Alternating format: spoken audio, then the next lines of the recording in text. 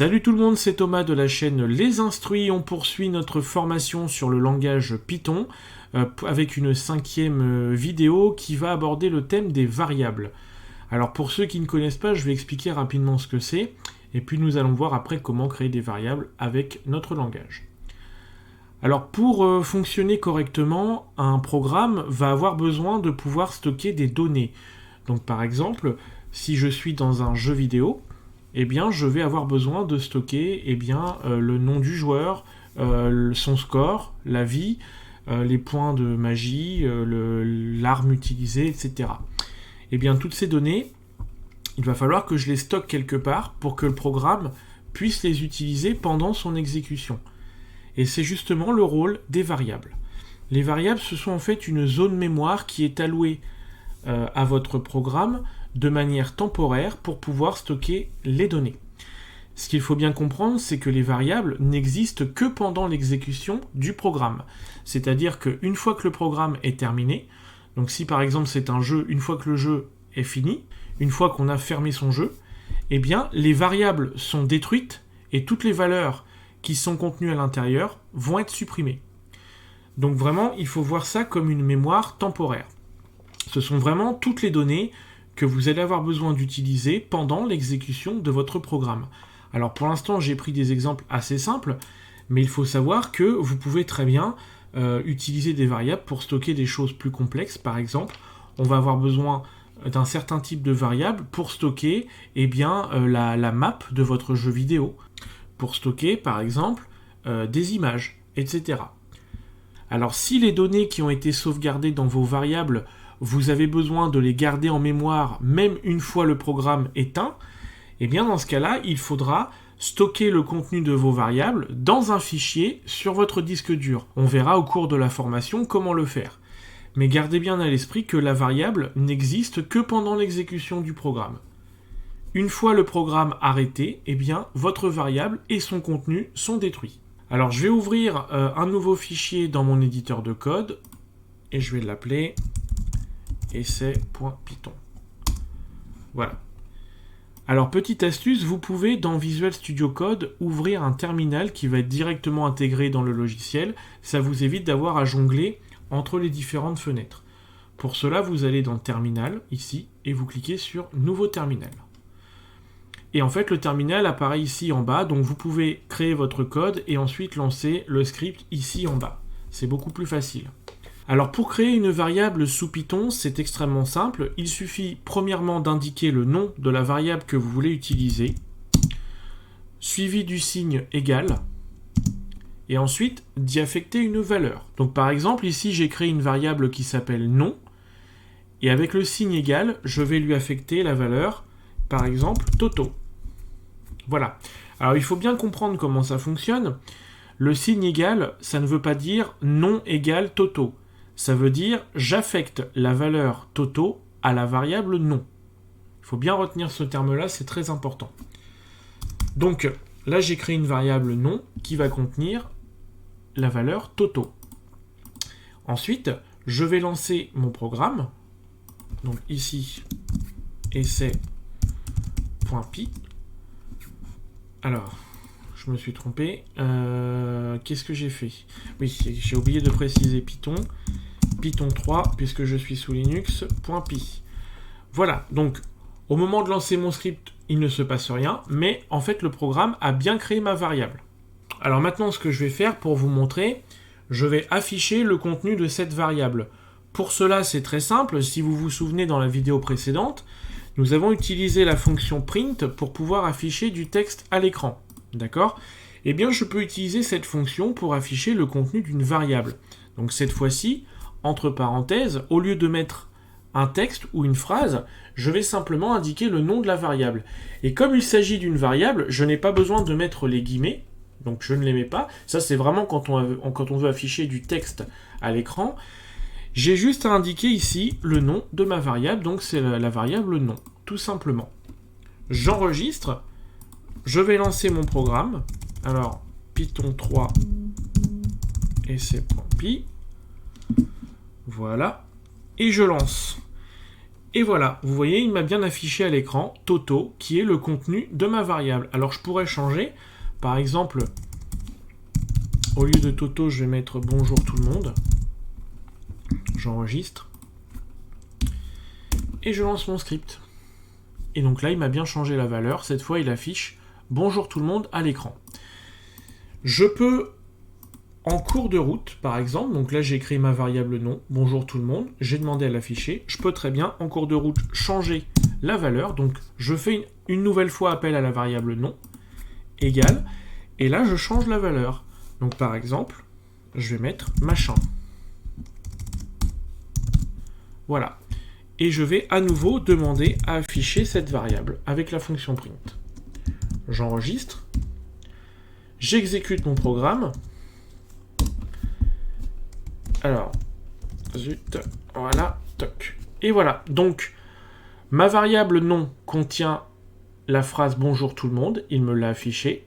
Ensuite, j'ai affecté la valeur machin, et quand j'ai demandé à afficher une deuxième fois la variable, il m'a affiché la nouvelle valeur qui est machin. Voilà, donc, l'intérêt des variables, c'est ça, c'est que lorsque vous allez les déclarer, au cours du programme, certaines variables vont changer de valeur en fonction de l'utilisation de votre programme.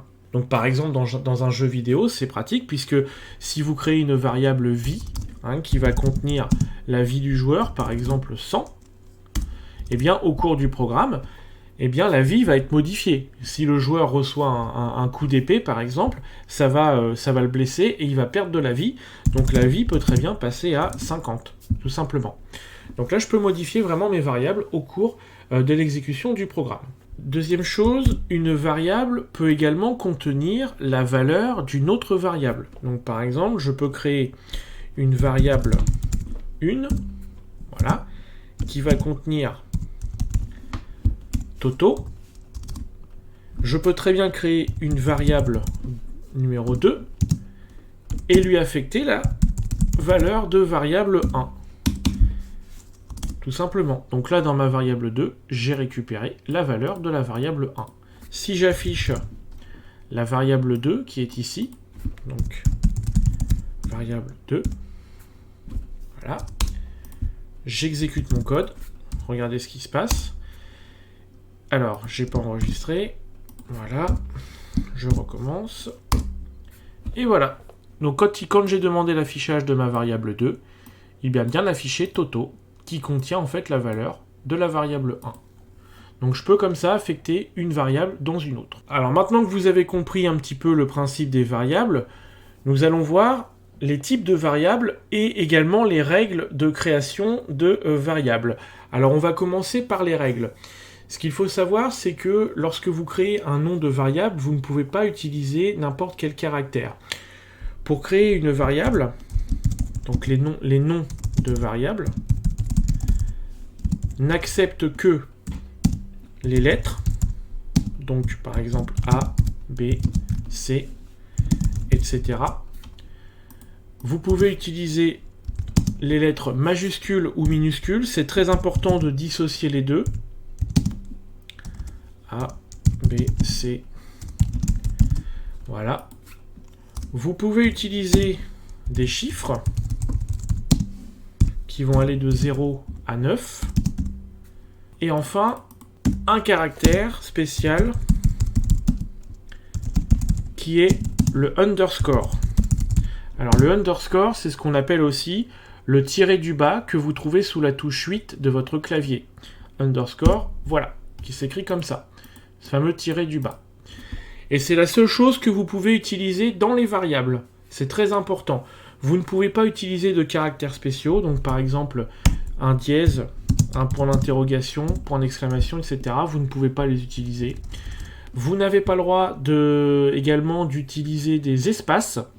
Donc si vous créez une variable, par exemple nom du joueur égale Toto, eh bien ça ne fonctionnera pas, puisque vous ne pouvez pas mettre d'espace à l'intérieur de votre nom de variable. Alors une autre chose importante, vous pouvez utiliser des chiffres qui vont de 0 à 9, forcément, dans les noms de vos variables, mais par contre, les noms de vos variables ne peuvent pas commencer par des chiffres. Donc si vous les utilisez, ça ne doit pas commencer par un chiffre. C'est-à-dire que par exemple, vous pouvez créer une variable prénom 12 égale Toto, mais vous ne pouvez pas créer une variable 12 prénom égale Toto. Là, ça ne fonctionnera pas. D'ailleurs, vous voyez, l'éditeur vous le signale ici. Il vous colorie le 12 en rouge. Vous ne pouvez pas faire démarrer le nom de votre variable par un chiffre. Alors, vous pouvez le mettre au milieu. Vous pouvez faire prénom 12, je sais pas, non. Voilà, par exemple. Ça marchera. Très bien, pas de problème. Mais interdiction de faire commencer la variable par un chiffre. Alors, je vais ouvrir l'interpréteur Python et on va lancer les instructions en même temps. Donc par exemple, je vais baisser ça, voilà, et je vais mettre, donc si je crée une variable prénom égale Toto. Donc là, en faisant ça, il m'a affecté la valeur Toto dans la variable prénom. Si je tape prénom tout seul et que je clique sur entrée, automatiquement il me sort la valeur Toto. D'accord ? Comme je vous le disais, on ne peut pas créer une variable qui commence par un chiffre, donc par exemple 1, où on va mettre 3 prénom égale Toto. Là, vous voyez, j'ai un message d'erreur. Pourquoi ? Parce que ma variable commence par un chiffre. Comme je vous l'ai dit, pas d'espace, donc si vous faites prénom du joueur égale Toto, ça ne marche pas. Et enfin, dernière démonstration, pas de caractère spécial, donc si je fais prénom point d'interrogation égale machin, ça marchera pas.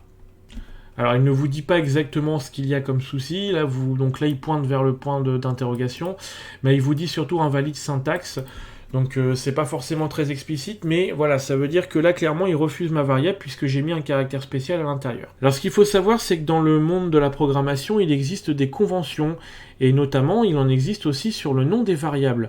Généralement, la notation qui a été la plus largement adoptée à notre époque, c'est la notation du camel case. Donc ça s'écrit comme ceci, camel case.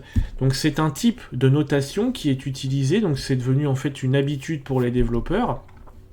Et le camel case, ça consiste tout simplement de mettre une majuscule à chaque fois que vous déclarez un nouveau mot dans une variable. Donc par exemple, si j'ai une variable prénom du joueur,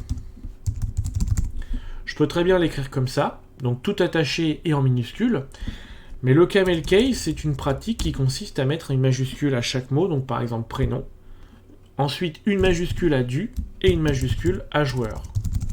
Voilà. C'est plus facile pour lire, c'est plus lisible pour quelqu'un qui va reprendre votre code source derrière vous et qui voudrait le modifier. Donc par convention, voilà, on aime bien écrire les variables comme ça. Vous pouvez vous renseigner sur internet, donc c'est le camel case. Très important aussi, je vous en ai pas parlé, certains langages de programmation n'acceptent pas les accents dans les noms de variables.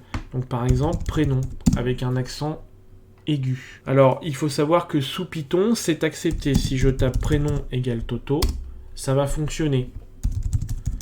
Voilà. Mais cependant, je vous déconseille d'utiliser des accents, puisque comme je vous le disais, dans certains langages de programmation, les accents ne sont pas acceptés. Donc prenez l'habitude de ne pas les utiliser. Donc si on balaye l'ensemble des règles que je viens de vous expliquer, clairement, vous pourriez écrire de cette façon-là. Donc si je crée une variable prénom du joueur, je pourrais très bien l'écrire comme ça. Alors pas d'accent. Prénom du joueur égale Toto. Je pourrais très bien l'écrire. Alors on va repasser plutôt ici, ça va être plus simple. Donc je peux très bien créer une variable prénom du joueur, comme ça. Je peux aussi écrire comme ceci, prénom du joueur. Je peux l'écrire avec des underscores, donc prénom du joueur, comme ceci. Ou bien, je peux mettre une majuscule à chaque mot. Prénom du joueur. Donc là, par rapport au deuxième, j'y avais pas mis de majuscule au mot prénom. Là, j'en ai mis. Donc on peut faire ça aussi. C'est quelque chose que vous allez voir assez fréquemment. J'aurais très bien pu également écrire comme ça. Alors ça se fait beaucoup moins et je vous déconseille de le faire. Prénom du joueur. Voilà. Alors là, j'ai alterné en fait entre minuscules et majuscules. Alors c'est correct, hein, Python va l'accepter. Mais alors par contre, pour quelqu'un qui va lire le code derrière vous, c'est illisible. Même pour vous, si vous reprenez votre code quelques mois plus tard, c'est pas forcément évident. Donc je vous déconseille de faire comme ça.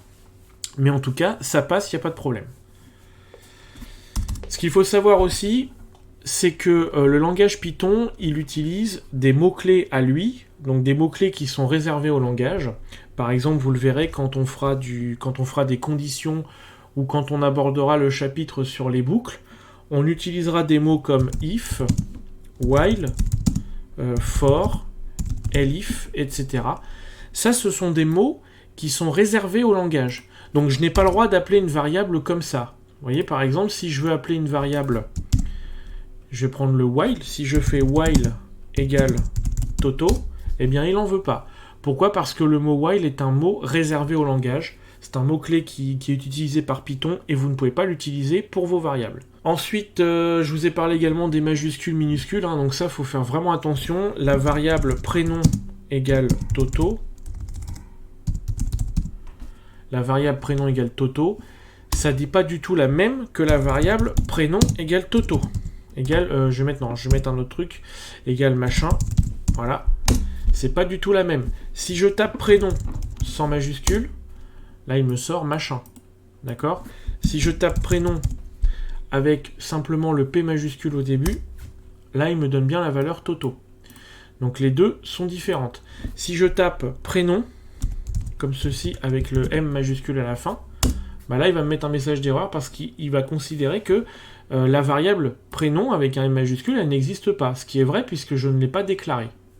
D'accord ? Donc du coup, faites bien la différence entre majuscules et minuscules, c'est très important. Donc avant d'aller plus loin et de voir les types de variables qui existent, concrètement, comme je vous l'ai expliqué, donc la variable c'est une zone mémoire qui va être allouée à votre programme dans la mémoire de l'ordinateur. Donc par exemple, quand je tape prénom égale Toto, qu'est-ce qui se passe ? Eh bien l'ordinateur va allouer un espace dans la mémoire de votre ordinateur. Donc il y a une adresse dans la mémoire où il va affecter la valeur Toto. Et cette adresse, l'adresse de votre variable, va contenir la valeur Toto. D'accord ? Donc derrière en fait le nom prénom ici, il y a une adresse en mémoire qui est affectée. Et à cette adresse de la mémoire, on y a mis la valeur Toto. Tout simplement. Voilà comment ça fonctionne. Dernière petite chose, il faut savoir qu'il existe différents types de variables. Vous avez par exemple des variables qui contiennent des chiffres. Si j'écris une variable âge égale 12, donc là c'est une variable qui va contenir un nombre. D'accord ? Donc là, dans les langages de programmation, on appelle ça une variable de type integer. Donc integer qui est abrégé généralement en int. D'accord ? Donc exemple, âge égale 12. Là, c'est pour stocker des nombres entiers. Si vous utilisez des nombres décimales, ça va être une variable de type float. Donc, par exemple, prix égale, on va mettre, je sais pas, 14,50. Alors pour faire la virgule, on utilise le point et non pas la virgule. Voilà. Si je veux stocker, par exemple, des caractères, donc soit des caractères uniques ou bien des chaînes de caractères. Donc ça va être une variable de type string, abrégée en str. Par exemple, prénom égale. Alors, si je stocke un seul caractère, je peux utiliser les apostrophes pour stocker par exemple la lettre A. À partir du moment où j'ai une chaîne de caractères, c'est comme pour la fonction print, j'utilise plutôt les guillemets. Voilà. Vous avez ensuite un autre type de variable, c'est le type booléen. Avec deux O. Voilà, boolean. Abrégé en bool. Égal.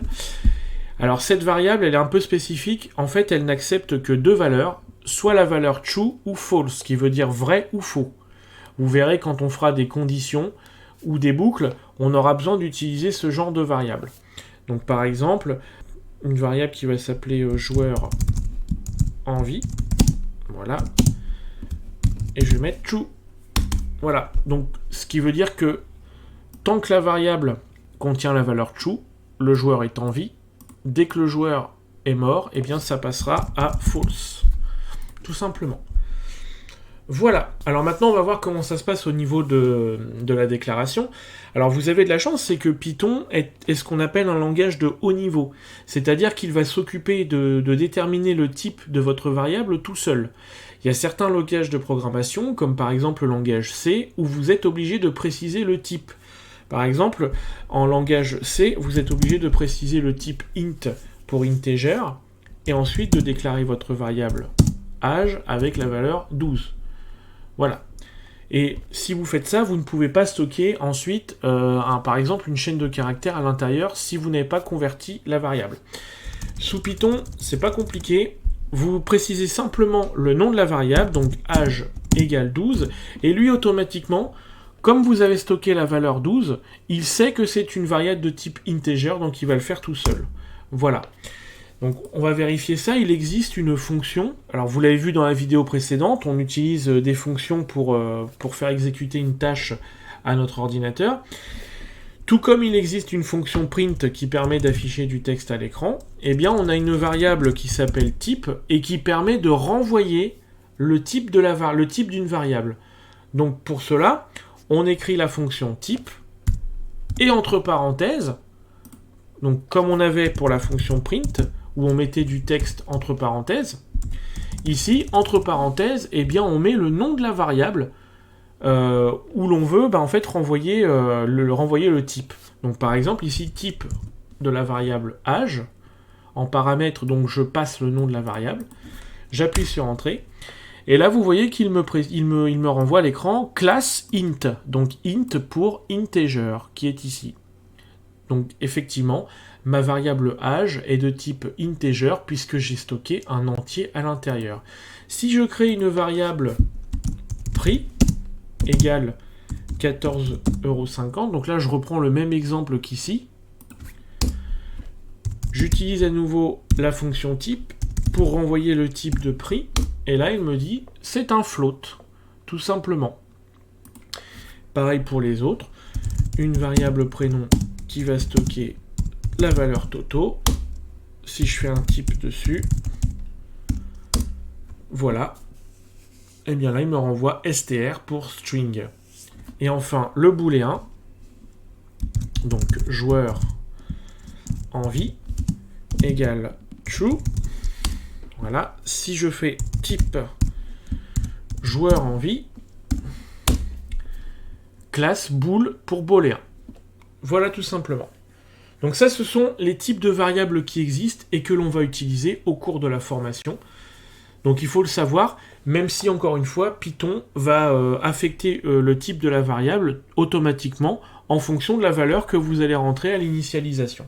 Alors une chose très importante aussi, je vous en ai pas parlé tout à l'heure, je vous ai dit que si par exemple vous voulez créer une variable de type string, donc comme ici prénom, qui va stocker la valeur Toto, Python automatiquement va donc définir le type de votre variable en fonction de la valeur que vous allez lui affecter. Donc là, il va savoir que ma variable prénom est de type string puisque je lui ai affecté la valeur Toto entre guillemets.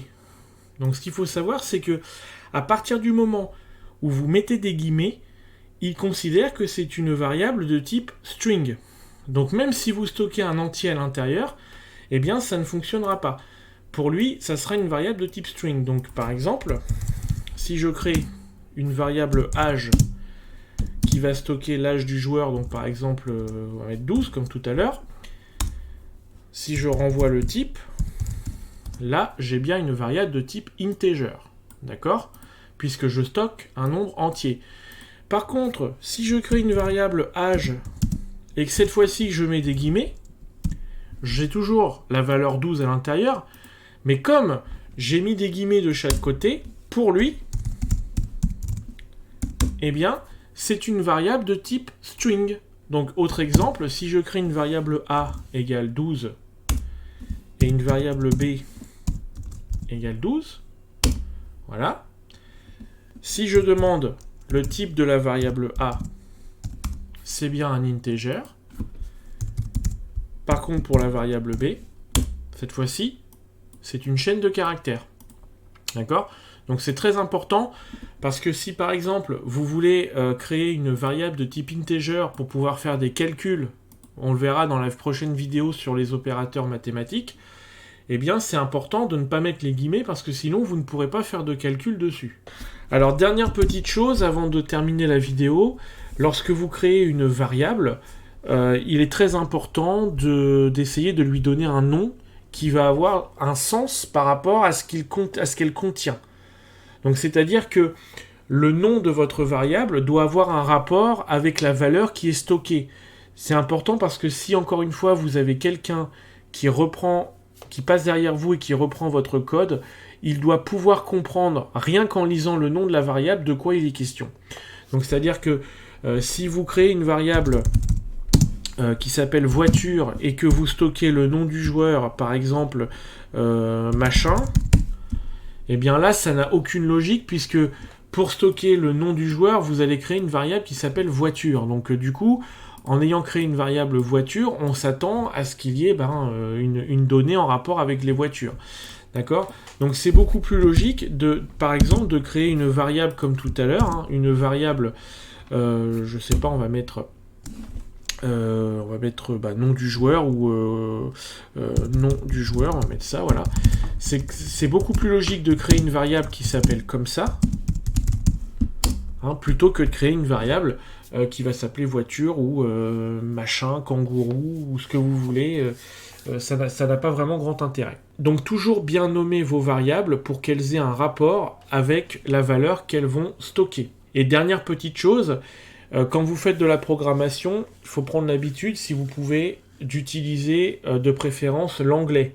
Donc quand vous créez une variable, essayez de choisir des noms en anglais. Donc par exemple name ou name joueur. Non, c'est pas joueur, c'est name player, pardon. Voilà. Essayez d'utiliser de préférence l'anglais, parce que l'anglais est la langue conventionnelle pour la programmation. Et si vous avez des programmeurs étrangers qui veulent utiliser votre code source, eh bien le fait de mettre des termes en anglais, ça va être beaucoup plus facile pour eux aussi. Et pour vous aussi d'ailleurs. Alors si vous reprenez le code d'un développeur anglais, effectivement, là il n'y a pas de problème, mais imaginez que le développeur est coréen. S'il vous écrit le nom de ces variables en coréen, vous n'allez rien comprendre.